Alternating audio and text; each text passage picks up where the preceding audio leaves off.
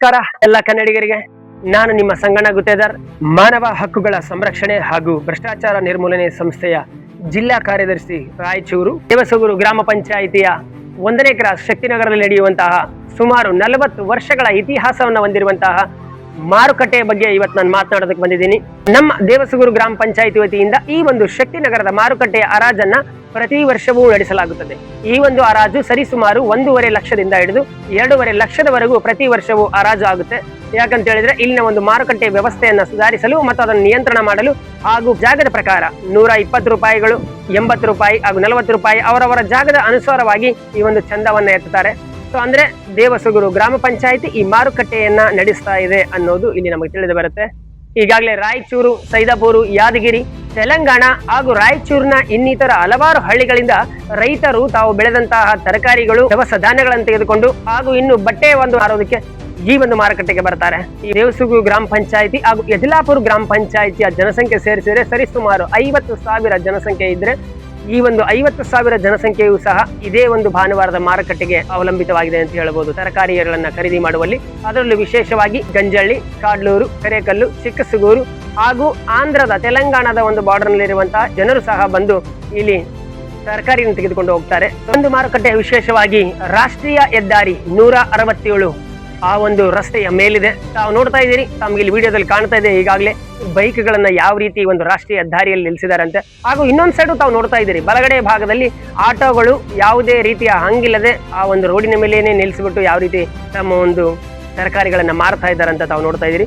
ಇನ್ನು ಈ ಕಡೆ ಕೆಪಿಸಿ ಎಂಟ್ರಿಯಲ್ಲಿ ನೋಡೋದಾದ್ರೆ ನಾವು ಈ ರೋಡ್ನ, ಅಲ್ಲಿ ಕೂಡ ರೋಡ್ ಪಕ್ಕದಲ್ಲೇ ಎಲ್ಲರೂ ಹೇಳ್ತಾರೆ ರಾಷ್ಟ್ರೀಯ ಹೆದ್ದಾರಿಗಳಂದ ಮೇಲೆ ಸುಮಾರು 15 ಅಡಿ ಅಥವಾ 20 ಅಡಿ ದೂರದಲ್ಲಿ ಎಲ್ಲರೂ ಇರಬೇಕು. ಇಲ್ಲಿ ಏನಾಗ್ತಾ ಇದೆ, ರೋಡ್ನ 1 ಇಂಚು ಕೂಡ ಜಾಗ ಬಿಡದೆ ರೋಡಿನ ನಿಯರೆಸ್ಟ್ ಆಗಿ ಈ ಒಂದು ತರಕಾರಿಗಳನ್ನ ಮಾರ್ತಾ ಇದ್ದಾರೆ.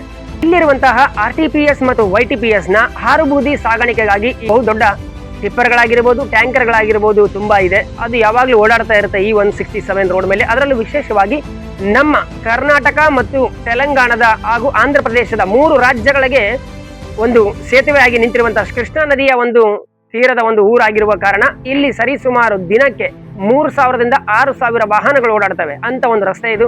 ಆದ್ರೆ ತಾವು ನೋಡ್ತಾ ಇದ್ದೀರಿ ಯಾವ ರೀತಿಯ ಒಂದು ಅಪಾಯದ ಸಿಚುವೇಶನ್ ಅಲ್ಲಿ ಇದೆ ಈ ಒಂದು ಮಾರುಕಟ್ಟೆ ಅಂತ ಹೇಳಿ. ಯಾಕಂದ್ರೆ ಯಾವುದೇ ಒಂದು ಅಪಘಾತ ಆದ್ರೂ ಸಹ ಇಲ್ಲಿ ಸಾವಿಗೀಡಾಗೋದು ಮಾರುಕಟ್ಟೆಯ ಜನ. ನಮ್ಮ ನಾಡಿನ ವಿಪರ್ಯಾಸ ಘಟನೆ ಏನು ಅಂತ ಹೇಳಿದ್ರೆ, ಚಪ್ಪಲುಗಳು ಮತ್ತು ಬೂಟುಗಳನ್ನ AC ರೂಮ್ ಕಂಡೀಷನ್ ಇಟ್ಟು ಮಾರುವಂತ ನಾವು ತಿನ್ನುವಂತಹ ತರಕಾರಿಯನ್ನ ಬೀದಿಯಲ್ಲಿ ಇಚ್ಛೆ ಬಂದ ಕಡೆ ಧೂಳು ಅನ್ನೋದು ನೋಡದೆ, ಏನು ಅನ್ನೋದು ನೋಡದೆ ಇಟ್ಟು ಮಾರುವುದು ನಮ್ಮ ಸಂಸ್ಕೃತಿ. ಏನು ಮಾಡೋದಕ್ಕಾಗೋದಿಲ್ಲ ಅದು, ಯಾಕಂದ್ರೆ ಮೊದಲಿಂದ ನಡೆದುಕೊಂಡು ಬಂದಿರುವಂತಹ ಪದ್ಧತಿ. ಕೇವಲ ಇದು ನಮ್ಮ ಗ್ರಾಮ ಪಂಚಾಯಿತಿ ವಿಷಯ ಅಲ್ಲ, ಇಡೀ ಕರ್ನಾಟಕದಾದ್ಯಂತಲೂ ಹಳ್ಳಿಯಲ್ಲೂ ನಡೆಯುವಂತದ್ದು. ದಯವಿಟ್ಟು ಯುವಕರು ಇದರ ಬಗ್ಗೆ ಧ್ವನಿ ಎತ್ತಿ. ಅದರಲ್ಲಿ ವಿಶೇಷವಾಗಿ ತಾವು ನೋಡ್ತಾ ಇದ್ದೀರಿ, ಆಂಬುಲೆನ್ಸ್ ಬರ್ತಾ ಇದೆ ಆದ್ರೂ ಕೂಡ ಜನ ಅದಕ್ಕೆ ದಾರಿ ಬಿಡ್ತಾ ಇಲ್ಲ. ಅಲ್ಲಿ ಒಬ್ಬ ಪೇಷಂಟ್ ಏನಾದ್ರೂ ಹೆಚ್ಚು ಕಮ್ಮಿ ಆದ್ರೆ ಅದಕ್ಕೆ ಹೊಣೆ ಯಾರು? ಇದನ್ನು ತಾವು ಗಮನಿಸ್ತಾ ಇದ್ದೀರಿ. ತಾವು ವಿಡಿಯೋ ಮುಖಾಂತರ ತೋರಿಸ್ತಾ ಇದ್ದೀನಿ, ಈ ವಿಡಿಯೋದಲ್ಲಿ ರನ್ ಆಗ್ತಾ ಇದೆ ನೋಡಿ, ಇಲ್ಲಿ ಆಂಬುಲೆನ್ಸ್ ಹೋಗ್ತಾ ಇದೆ. ಸೊ ಆದ್ರೂ ಕೂಡ ಈ ಬೈಕ್ ನಿಲ್ಸಿದ್ದಾರೆ ಸೈಡಲ್ಲಿ, ಅದೇ ರೀತಿ ಗಾಡಿಗಳು ನಿಲ್ಸಿದ್ದಾರೆ, ಎಲ್ಲಂದ್ರಲ್ಲಿ ಪಾರ್ಕಿಂಗ್ ಮಾಡಿದ್ದಾರೆ. ಈ ಒಂದು ಮಾರುಕಟ್ಟೆಯಲ್ಲಿ ಯಾವುದೇ ರೀತಿಯ ವ್ಯವಸ್ಥೆ ಕಂಡು ಬರ್ತಾ ಇಲ್ಲ ಪಾರ್ಕಿಂಗ್ ಆಗಿ. ಈ ಒಂದು ಎಲ್ಲ ವಿಷಯ ನೋಡಿದ ಮೇಲೆ ನಿಮ್ಮ ಮನಸ್ಸಿನಲ್ಲಿ ಒಂದು ಪ್ರಶ್ನೆ ಅಂತ ಕಾಡ್ತಾ ಇರಬೇಕು. ಒಂದು, ಗ್ರಾಮ ಪಂಚಾಯಿತಿ ದೇವಸೂರು ವತಿಯಿಂದ ಯಾವುದೇ ರೀತಿಯ ಒಂದು ನಿಯೋಜಿತ ವ್ಯವಸ್ಥೆಯನ್ನ ಮಾಡಲಾಗಿಲ್ವಾ ಇಲ್ಲಿ, ಅಥವಾ ಪೊಲೀಸ್ ಇಲಾಖೆ ಏನು ವ್ಯವಸ್ಥೆ ಮಾಡಲಾಗಿಲ್ಲ ಅಂತ? ಅದಕ್ಕೂ ನಾನು ಉತ್ತರ ಕೊಡ್ತೀನಿ ವೀಕ್ಷಕರೇ ನಿಮ್ಗೆ. ನೋಡಿ, ಇಲ್ಲಿ ತಾವು ನೋಡ್ತಾ ಇದ್ದೀರಿ, ಈ ರಾಷ್ಟ್ರೀಯ ಹೆದ್ದಾರಿ ಇಳಿಮುಖವಾಗಿ ಇರೋದ್ರಿಂದ ಪಕ್ಕದಲ್ಲೇ ಒಂದು ಚರಂಡಿಯನ್ನ ನಿರ್ಮಿಸಿದ್ದಾರೆ ಆ ಒಂದು ನೀರು ಹಾದು ಹೋಗಲು. ಅದರ ಪಕ್ಕದಲ್ಲೇ ತಾವು ನೋಡ್ತಾ ಇದ್ದೀರಿ, ನಮ್ಮ ರಾಯಚೂರು ಜಿಲ್ಲಾ ಪೊಲೀಸ್ ವತಿಯಿಂದ ನಮ್ಮ ಶಕ್ತಿನಗರ ಪೊಲೀಸ್ ಠಾಣೆ ಏನ್ ಬ್ಯಾರಿಕೇಡ್ಗಳನ್ನ ಹಾಕಿತ್ತು, ಇಲ್ಲಿ ಯಾವುದೇ ರೀತಿಯ ವಾಹನಗಳನ್ನ ನಿಲ್ಲಿಸಬಾರದು, ಇದರಿಂದ ತೊಂದರೆ ಆಗುತ್ತೆ ಜನಗಳಿಗೆ ಅಂತೇಳಿ ಆ ಒಂದು ಬ್ಯಾರಿಕೇಡ್ಗಳನ್ನ ನಮ್ಮ ಆತ್ಮೀಯ ಸತ್ಪ್ರಜೆಗಳು ಏನ್ ಮಾಡಿದ್ದಾರೆ, ಅವ್ರನ್ನ ನೀಟಾಗಿ ಮನ್ಸ್ಬಿಟ್ಟಿದ್ದಾರೆ ಚರಂಡಿ ಪಕ್ಕದಲ್ಲಿ. ಪೊಲೀಸ್ ಇಲಾಖೆಗೆ ಅವರು ಹೇಳಿದ್ದಾರೆ ಜನಗಳು ಏನಂತ, ನಮ್ಗೆ ಯಾವುದೇ ರೀತಿ ಸುರಕ್ಷೆ ಬೇಡ, ನಾವು ಆಯಾಗಿರ್ತೀವಿ, ಇಚ್ಛೆ ಬಂದಲ್ಲಿ ಗಾಡಿಗಳನ್ನ ನಿಲ್ಲಿಸ್ಕೊಳ್ತೀವಿ ಅಂತ ಹೇಳ್ಬಿಟ್ಟು ಅವ್ರನ್ನ ಏನ್ ಮಾಡಿದ್ದಾರೆ, ಚರಂಡಿ ಪಕ್ಕದಲ್ಲಿ ಮಲ್ಸಿದಾರೆ. ತಾವು ನೋಡಬಹುದು. ಅದೇ ರೀತಿಯಾಗಿ ಇಲ್ಲಿನ ನೀರು ಎಲ್ಲಿಗೆ ಹೋಗ್ಬೇಕು, ಈ ಒಂದು ವ್ಯವಸ್ಥೆ ನೋಡಿ, ಇಲ್ಲೇನು ಕಾಣ್ತಾ ಇದೆ ಉದ್ದಕ್ಕೆ ಚರಂಡಿ, ಇದು ಬಹುದೊಡ್ಡ ಚರಂಡಿ ಇದು.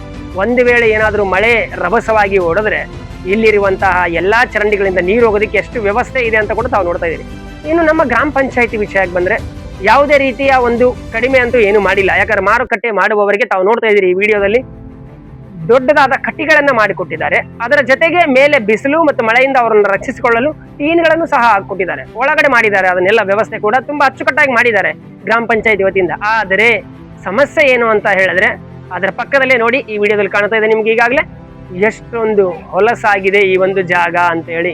ಸ್ವಚ್ಛತೆ ಇಲ್ಲದ ಕಾರಣ ಇಲ್ಲಿನ ದುರ್ಗಂಧದಿಂದ ಕೂಡಿದಂತಹ ಒಂದು ಏನು ಸ್ವಚ್ಛತೆ ಇಲ್ಲದ ಜಾಗ ಇದೆ, ಇಲ್ಲಿಗೆ ಜನ ಬರಕ್ಕೆ ಇಷ್ಟಪಡ್ತಾ ಇಲ್ಲ. ಹಾಗಾಗಿ ಜನಗಳು ತಮಗೆ ಎಲ್ಲಿ ಸಿಗುತ್ತೋ ಅಲ್ಲಿ, ಎಲ್ಲಿ ಆಗುತ್ತೋ ಅಲ್ಲಿ ಇಟ್ಟು ತರಕಾರಿಗಳನ್ನ ವ್ಯವಹಾರ ಮಾಡ್ಕೊಂಡು ಹೋಗ್ತಾ ಇದ್ದಾರೆ.